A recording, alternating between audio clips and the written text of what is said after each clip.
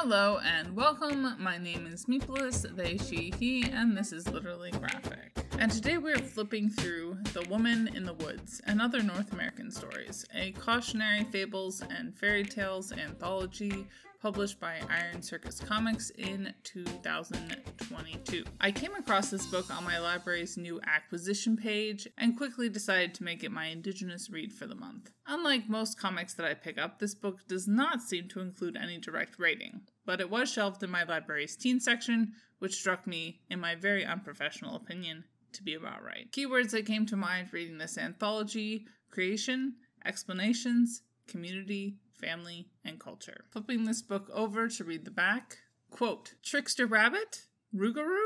Shapeshifters so frightening you shouldn't speak their name?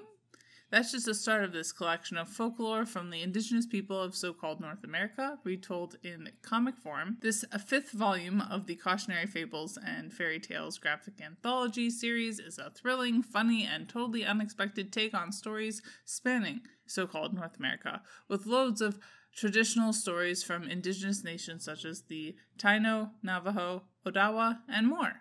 End quote. The stories included are as follows: As It Was Told to Me, Odawa, created by Elijah Forbes; Chokfi, inspired by Chickasaw Tales of Chokfi the Trickster Rabbit by Jordan Arledge and Michaela Nava; White Horse Plains, Métis/Cree, drawn by Rael McGregor with story consult Sylvia Boyer; The Rougarou, Métis, by Maja Ambrose Plamadon and Milo Applejohn; The Woman in the Woods, Taino, by Mercedes Acosta; Into the Darkness, Navajo, by Izzy Roberts and Aubrey Warner; and By the Light of the Moon, Skalum, by Jeffrey Verej and Alina Pete. Reading through the comics, and then the creator bio section, I was very happy to see so much diversity of tribe representation, story types, sexuality, gender, and art style. We even got some neurodiversity. It is certainly a very short anthology, but it only meant I was left wanting more, which isn't necessarily the worst thing. Each story was self-explanatory and well-contained. Grayscale isn't my favorite. I prefer black and white or color, but I can understand why they did it. I would probably rate this collection at 4 out of 5 stars. Bye y'all, keep reading an organized and capitalist oppression.